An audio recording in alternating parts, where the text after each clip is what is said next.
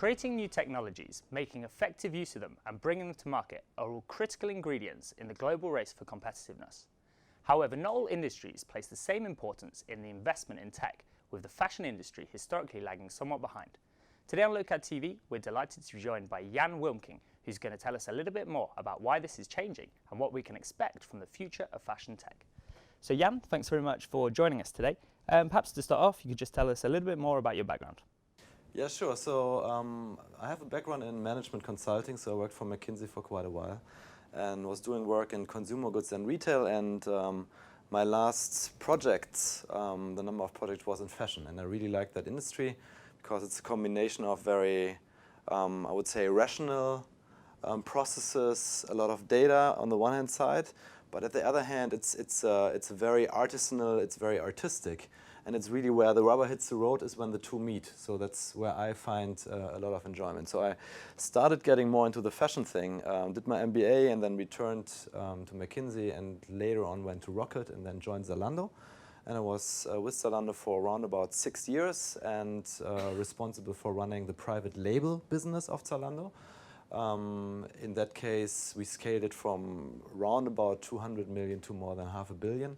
And massively increased the SKU count, so we grew it to more than 15,000 options on stock every season. So quite interesting times. Yeah, and now I'm here. Happy to be here. Great.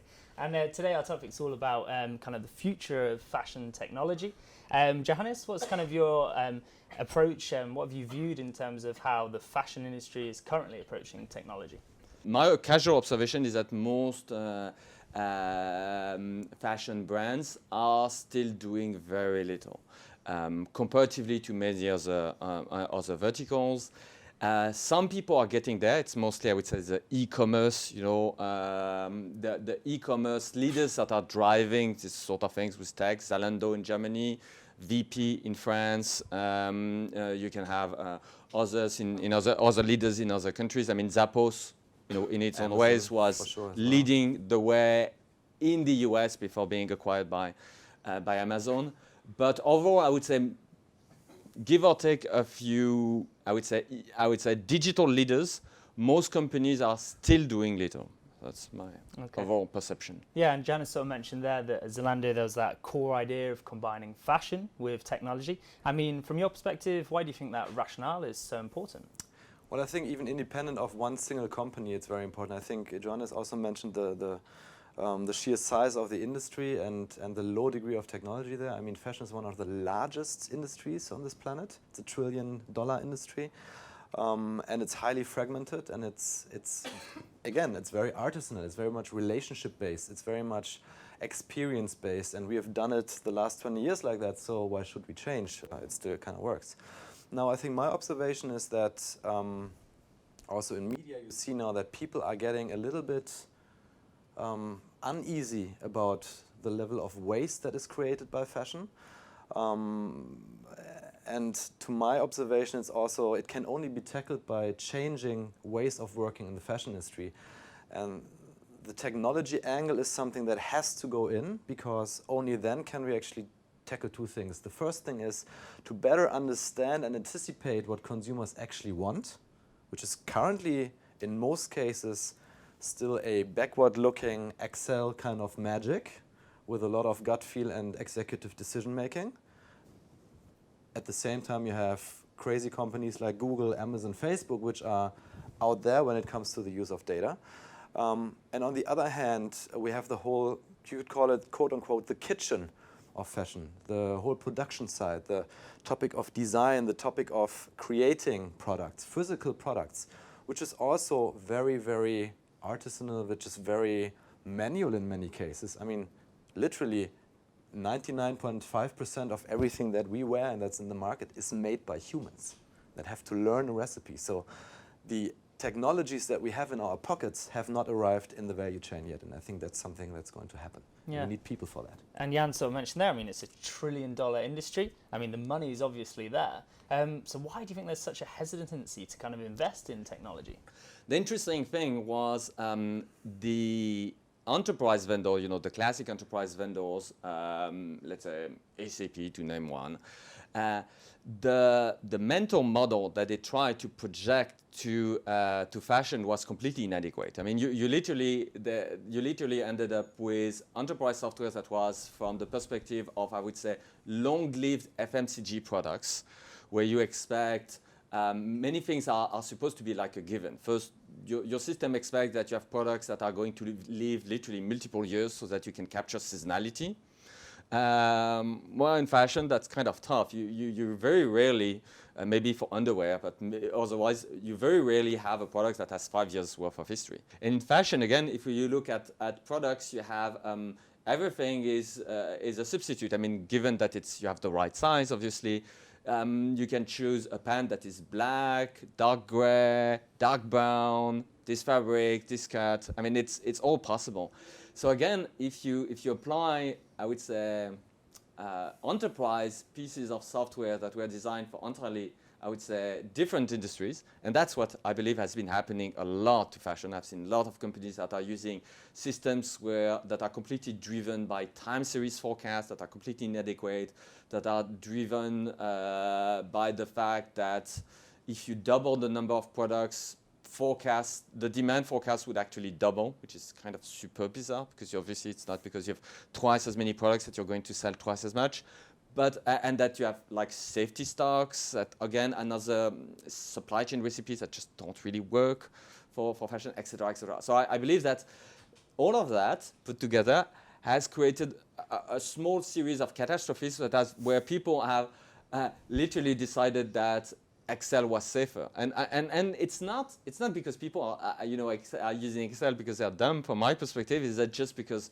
let's be honest, the most classical enterprise software are just so inadequate that it's a very rational, intelligent decision to go back to an Excel spreadsheet that, even if it's very crude, it is at least roughly aligned to common sense, which is a starting point, and which is very, very good. Yeah, and you kind of mentioned there that it's an industry where you've seen a lot of wastage, and that results in a lot of overstock. I mean, why is that such an issue for the industry? Well, first of all, I think it's a dirty secret of the industry, because not so many people really want to talk about it. And the incentives are actually disaligned. Why would you ever talk about overstock, right? If you are a retailer or a brand and you're producing way too much, what are the reasons why you produce too much? Number one is either your planning systems are completely bad and your people in the merchandising department are not smart, so you don't have a good team. Option number one. Option number two is you have a very good plan and your product was great, but the consumers don't love you. And I mean, who would love to say consumers don't love me? You're a fashion brand. Hey, you should be able to kind of touch exactly what a consumer wants and provide exactly that. So brands have no incentive whatsoever to talk about overstock. Secondly, producers, would they ever talk about overstock? Also not, because they are basically paid by the piece. So the more is produced, the more they can make money. So why would they ever say, hey, I want to produce less? It's bad for the environment if I produce more. So also no incentive. At the same time, pressure has gone quite up in media, and we have seen now more and more coverage on the topic of overstock. And a couple of numbers here, and I didn't invent them. It's what you kind of can get from various statistics out there. The output of the fashion industry today is estimated about 150 billion pieces produced every year for an Earth population of around about 8 billion, right? So that means 18 to 20 pieces per person on the planet. And that's just garments. That's not including shoes. That's not including accessories, sunglasses, and all that kind of stuff. So a massive amount of product being produced. And at the same time, we know that around about 20 to 30% of that production is never reaching a consumer. It's never being sold because it sits in the wrong store, because it is maybe not matching the taste. Maybe there's a quality problem, whatever it is, 20 to 30%. And if you multiply the one with the other, then you get to a shocking amount of clothing, like a pile of clothing of around about 30 billion pieces. That is just going to waste straight away, which means there's a lot of waste of materials, a lot of waste of working time, a lot of wasted profits for the companies, and a huge number of emission of CO2, but also like basically materials that have to go into landfill, which is massive. And I'm pretty sure that this can't go on like this. So now what are the solutions to that? People are now saying like, oh, we need to recycle more, we need to reuse more, or just buy less. And my perspective is it's going to be very hard to force a world of an emerging middle class in places like Southeast Asia, in Latin America, to basically say, oh, sorry, you're not allowed to consume. The Western world was able to do it, but you're not allowed to do it. And I think consumption will be very hard to be curved, so we need to really think smart about how to better forecast and how to be more flexible in our supply chain so that we can avoid a lot of that overstock. Yeah, I mean, some really kind of shocking numbers there. We've spoken about it before, kind of the way in dealing with all this kind of overstock, the way in which the retailers deal with that is they have sales and there's sort of massive price slashing. Does it make sense for prices to fluctuate kind of that much? One of the things, back a bit to technology, and we have this phenomenon where, and I think Jan is very interesting. Very interesting in what he says. Say, oh, you launch a product and the market don't love you, and it turned out that for me it's a very statistically it's known as a hit or miss phenomenon. You have that for movies, for songs, and I believe all the cultural products suffer that to some degree, and fashion as well. I mean, it's not cultural products, but it kind of suffers the same pattern. And thus, you need a way to be able to capture quantitatively the risks that you're taking. And what I see is that, and it's very funny because in terms of technology, it is actually very difficult to do that. It's not easy. You need to deal with things like probabilities. It's not your average forecast where you just give a number and you say this is it. And so, fashion industry has also been kind of late to sort of technology because actually their technological requirement to have anything that can kind of replicate the human intuition in this area is actually more difficult to execute. And thus, if you want to have to be able to estimate, statistically speaking, this kind of hit or miss, and do risk estimation instead of just saying we don't take risk, we go for very high service level, and we are going to be fine. That's how you end up with overstock. You just say we don't take risk of not having the goods, thus we overshoot all the time, and thus we end up with large sales and overstock. But if you want to avoid this situation, you need to embrace the risk, which finance has been doing for decades. But it becomes very technical in an industry where I don't think that you have any. I mean, most fashion brands don't have anybody who looks like a quantitative trader in terms of profile. So it's very difficult to execute this sort of vision. Okay, Jan, you kind of mentioned there kind of one of the solutions to solving this overstock problem was to improve approaches to forecasting and improve that understanding of how much stock you actually need. How do you go about kind of instilling that kind of more modern, sophisticated approach? It's actually very hard because typically, I think you also mentioned it, in very successful fashion companies take huge companies like Inditex, take huge companies like Next in the UK. You have people who have risen through the ranks from, assistant buyer to senior buyer to certainly leading a category of products. Or you have other people who are like an assistant merchandiser or a stock planner, and then they're moving up.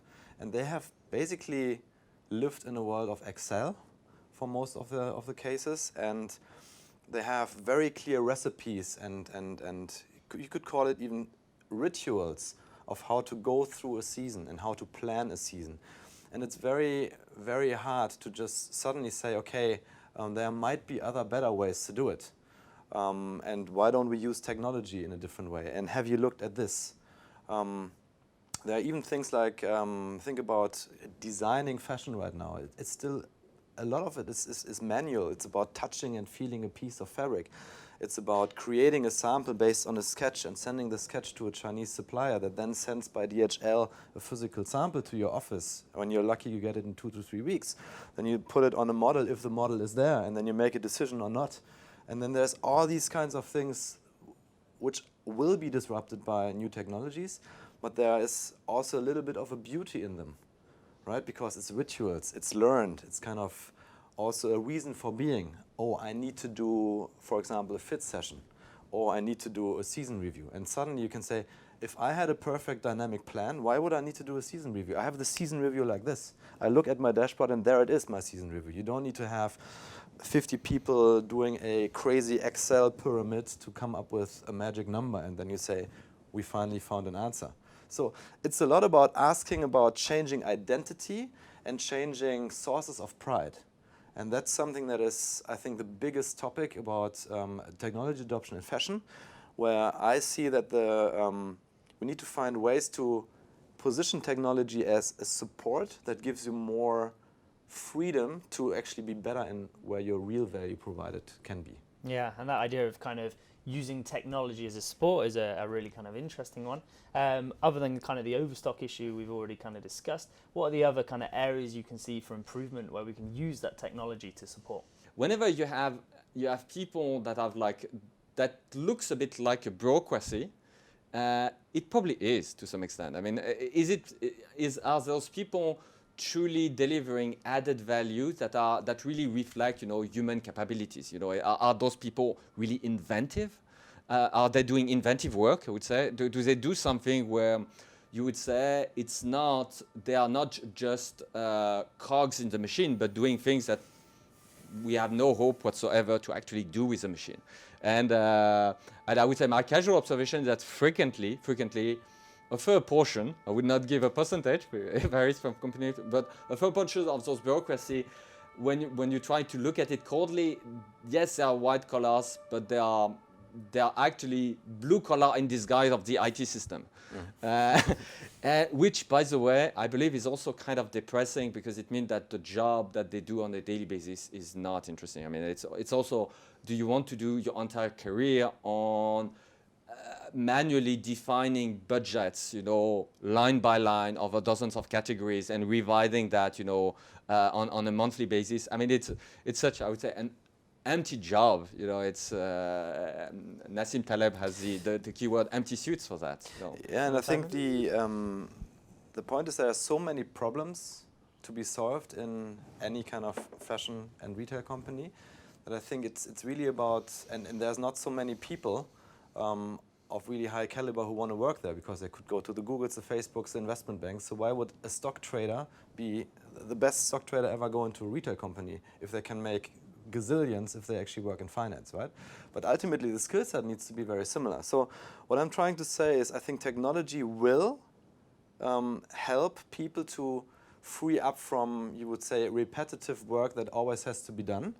And put their focus on the more interesting stuff. Like, for example, moving from the front end side, where we've seen a fair degree of digitalization already. Like, think about the move from scatter loss advertising in fashion to now performance marketing. That has been done, right? There has been retargeting. Highly efficient stuff has been done. Very, very interesting. And I believe that the whole back end of fashion, so the kitchen, is the next thing that will become very much digital. And there's, again, it's a $1 trillion industry. There's tremendous value. There's tremendous time that can be saved. And I have a hope because I think everybody of us, independent if we are sitting in China, Bangladesh, New York, Berlin, Paris, we all have cell phones in our pockets already. And we use them to go from A to B. And we are not even asking a question if we want to use that technology to optimize our own personal lives.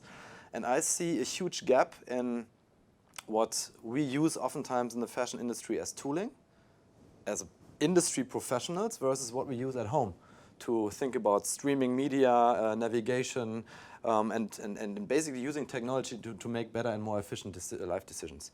And I believe that this gap is going to be filled because now I think people have understood that technology can provide tremendous value.